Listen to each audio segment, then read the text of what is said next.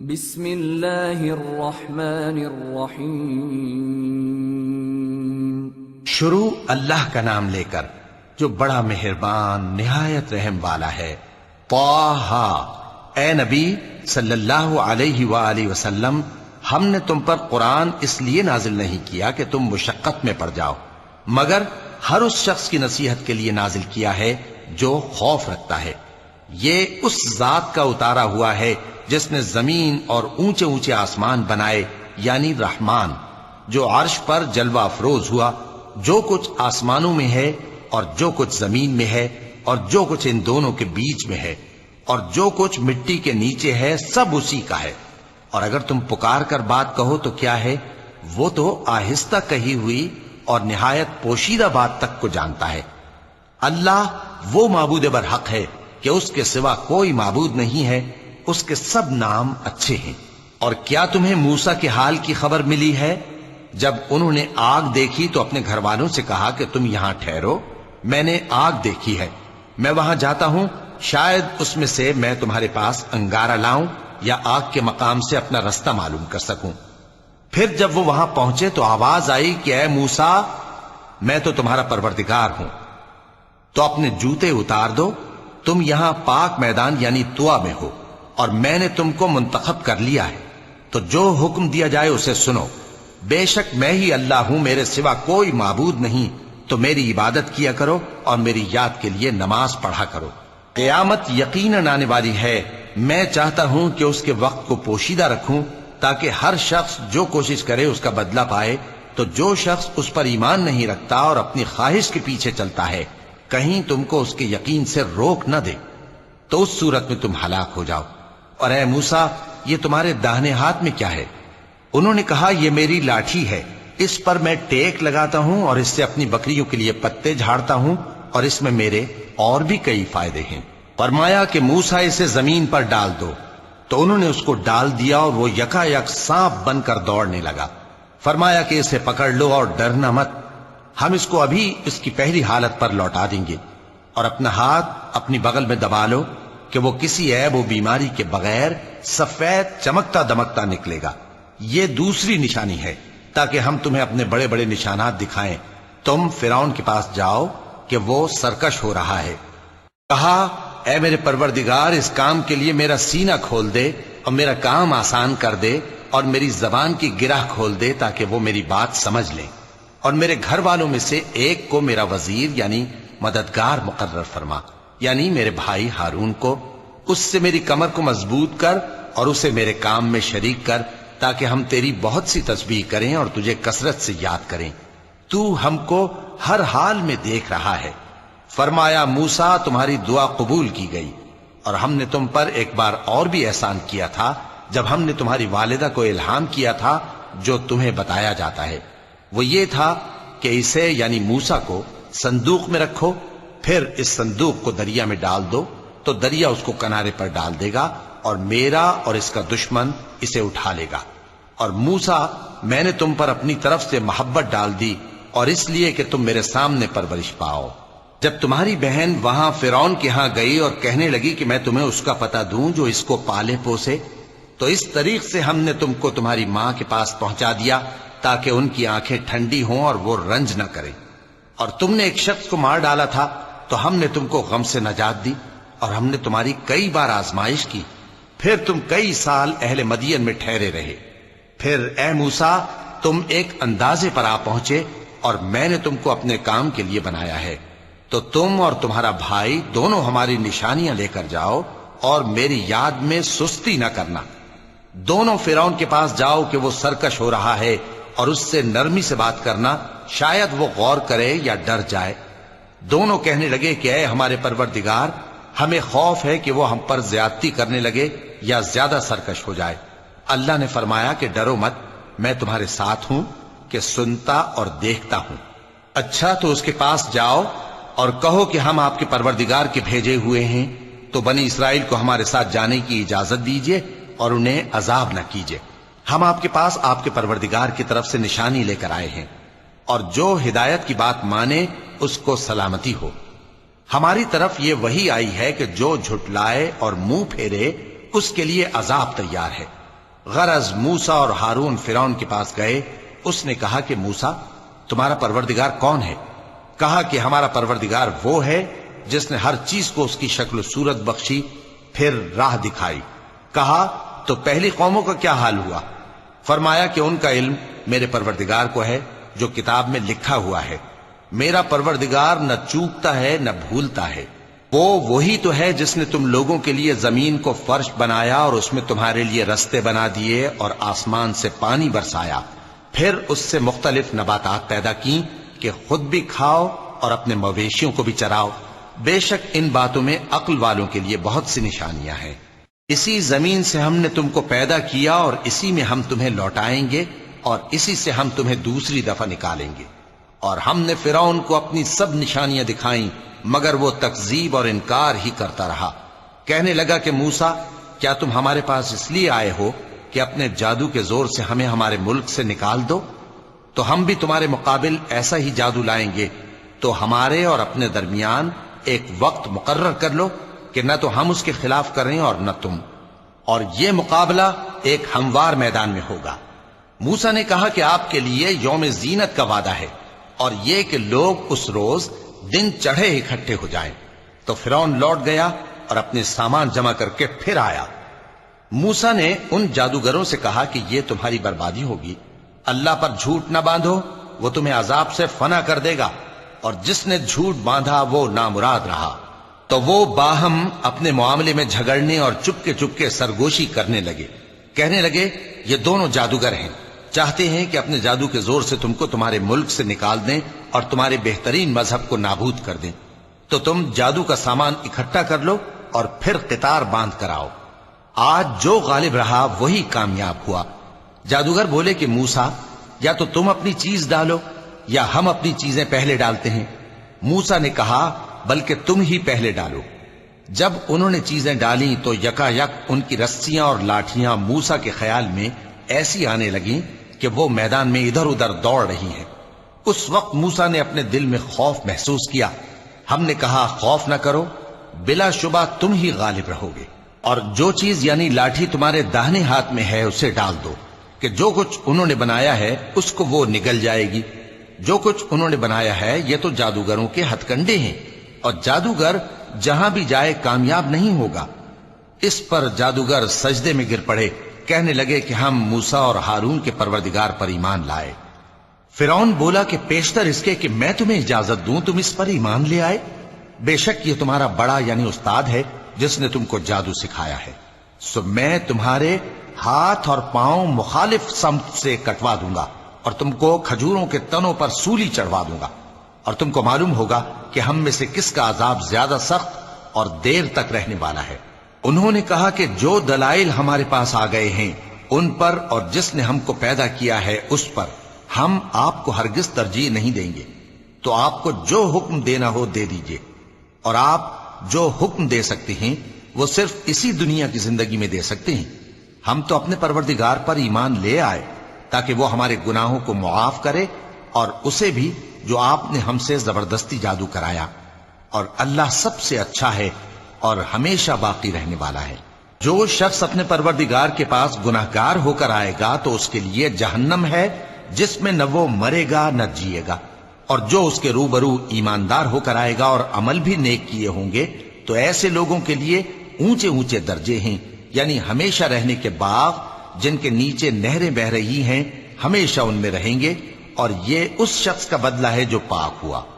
اور ہم نے موسیٰ کی طرف وہی بھیجی کہ ہمارے بندوں کو راتوں رات نکال لے جاؤ، پھر ان کے لیے سمندر میں لاٹھی مار کر خشک رستہ بنا دو. پھر تم کو نہ فرعون کے آ پکڑنے کا خوف ہوگا اور نہ غرق ہونے کا ڈر. پھر فرعون نے اپنے لشکروں کے ساتھ ان کا تعاقب کیا تو سمندر کی موجوں نے ان پر چڑھ کر انہیں ڈھانک لیا یعنی ڈبو دیا. اور فرعون نے اپنی قوم کو گمراہ کر دیا اور سیدھے رستے پر نہ ڈالا. اے آل یعقوب، ہم نے تم کو تمہارے دشمن سے نجات دی اور تورات دینے کے لیے تم سے کوہ طور کی داہنی جانب مقرر کی اور تم پر من اور سلوہ نازل کیا، اور حکم دیا کہ جو پاکیزہ چیزیں ہم نے تم کو دی ہیں ان کو کھاؤ اور اس میں حد سے نہ نکلنا، ورنہ تم پر میرا غضب نازل ہوگا، اور جس پر میرا غضب نازل ہوا وہ ہلاک ہو گیا. اور جو توبہ کرے اور ایمان لائے اور عمل نیک کرے پھر سیدھے رستے چلے اس کو میں بخش دینے والا ہوں۔ اور اے موسیٰ، تم نے اپنی قوم سے آگے چلے آنے میں کیوں جلدی کی؟ کہا وہ میرے پیچھے آ رہے ہیں۔ اور اے میرے پروردگار، میں نے تیری طرف آنے کی جلدی اس لیے کی کہ تو خوش ہو جائے۔ فرمایا کہ ہم نے تمہاری قوم کو تمہارے بعد آزمائش میں ڈال دیا ہے اور سامری نے ان کو بہکا دیا ہے۔ اور موسیٰ غصے اور غم کی حالت میں اپنی قوم کے پاس واپس آئے اور کہنے لگے کہ اے قوم، کیا تمہارے پروردگار نے تم سے اچھا وعدہ نہیں کیا تھا؟ کیا میری جدائی کی مدت تمہیں لمبی معلوم ہوئی، یا تم نے یہ چاہا کہ تم پر تمہارے پروردگار کی طرف سے غضب نازل ہو اور اس لیے تم نے مجھ سے جو وعدہ کیا تھا اس کے خلاف کیا؟ وہ کہنے لگے کہ ہم نے اپنے اختیار سے آپ سے وعدہ خلافی نہیں کی، لیکن ہم ان لوگوں کے زیوروں کا بوجھ اٹھائے ہوئے تھے، پھر ہم نے اس کو آگ میں ڈال دیا اور اسی طرح سامری نے ڈال دیا۔ تو اس نے ان کے لیے ایک بچڑا بنا دیا، یعنی ایک بے جان جسم جس میں گائے کسی آواز تھی۔ تو لوگ کہنے لگے کہ یہی تمہارا معبود ہے اور یہی موسیٰ کا معبود ہے، مگر وہ بھول گئے ہیں۔ تو کیا یہ لوگ نہیں دیکھتے کہ وہ ان کی کسی بات کا جواب نہیں دیتا اور نہ ان کے نقصان اور نفع کا کچھ اختیار رکھتا ہے؟ اور ہارون نے ان سے پہلے ہی کہہ دیا تھا کہ لوگوں، اس کے ذریعے تمہیں فتنے میں ڈال دیا گیا ہے، اور تمہارا پروردگار تو رحمان ہی ہے، تو میری پیروی کرو اور میرا کہا مانو۔ وہ کہنے لگے کہ جب تک موسیٰ ہمارے پاس واپس نہ آئیں ہم تو اس کی پوجا پر قائم رہیں گے۔ پھر موسیٰ نے ہارون سے کہا کہ اے ہارون، جب تم نے ان کو دیکھا تھا کہ گمراہ ہو گئے ہیں تو تم کو کس چیز نے روکا تھا؟ یعنی اس بات سے کہ تم میرے پیچھے چلے آؤ، بھلا تم نے میرے حکم کے خلاف کیوں کیا؟ کہنے لگے کہ اے ماں جائے، میری داڑھی اور سر کے بالوں کو نہ پکڑیے، میں تو اس سے ڈرا کہ آپ یہ نہ کہیں کہ تم نے بنی اسرائیل میں تفرقہ ڈال دیا اور میری بات کو ملحوظ نہ رکھا۔ موسیٰ نے فرمایا تو اے سامری، تیرا کیا حال ہے؟ اس نے کہا کہ میں نے ایسی چیز دیکھی جو اوروں نے نہیں دیکھی، تو میں نے فرشتے کے نقش پا سے مٹی کی ایک مٹھی بھر لی، پھر اس کو بچڑے کے جسم میں ڈال دیا اور مجھے میرے جی نے اس کام کو اچھا بتایا۔ موسیٰ نے کہا جا، تجھ کو دنیا کی زندگی میں یہ سزا ہے کہ کہتا رہے کہ مجھ کو ہاتھ نہ لگانا، اور تیرے لیے ایک اور وعدہ ہے، یعنی عذاب کا جو تجھ سے ٹل نہ سکے گا، اور جس معبود کی پوجا پر تو جمع ہوا تھا اس کو دیکھ، ہم اسے جلا دیں گے، پھر اس کی راکھ کو اڑا کر دریا میں بکھیر دیں گے۔ تمہارا معبود تو اللہ ہی ہے، جس کے سوا کوئی معبود نہیں، اس کا علم ہر چیز پر محیط ہے۔ اس طرح ہم تم سے وہ حالات بیان کرتے ہیں جو گزر چکے ہیں، اور ہم نے تمہیں اپنے پاس سے نصیحت کی کتاب عطا فرمائی ہے۔ جو شخص اس سے منہ پھیرے گا وہ قیامت کے دن گناہ کا بوجھ اٹھائے گا۔ ایسے لوگ ہمیشہ اس عذاب میں مبتلا رہیں گے، اور یہ بوجھ قیامت کے روز ان کے لیے برا ہوگا، جس روز سور پھونکا جائے گا اور ہم گناہگاروں کو یوں اکٹھا کریں گے کہ ان کی آنکھیں نیلی نیلی ہوں گی۔ تو وہ آپس میں آہستہ آہستہ کہیں گے کہ تم دنیا میں صرف 10 ہی دن رہے ہو، جو باتیں یہ کریں گے ہم خوب جانتے ہیں۔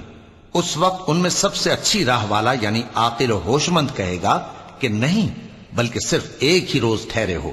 اور اے نبی صلی اللہ علیہ وآلہ وسلم، لوگ تم سے پہاڑوں کے بارے میں دریافت کرتے ہیں، کہہ دو کہ میرا رب ان کو راکھ بنا کر بکھیر دے گا، پھر زمین کو ہموار میدان کر چھوڑے گا جس میں تم کوئی نشیب و فراز نہ دیکھو گے۔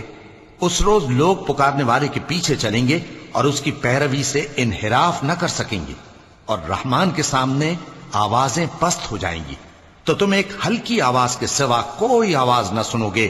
اس روز کسی کی سفارش کچھ فائدہ نہ دے گی مگر اس شخص کی جسے رحمان اجازت دے اور اس کی بات کو پسند فرمائے۔ جو کچھ ان کے آگے ہے اور جو کچھ ان کے پیچھے ہے وہ اس کو جانتا ہے، اور وہ اپنے علم سے اللہ کے علم کا احاطہ نہیں کر سکتے۔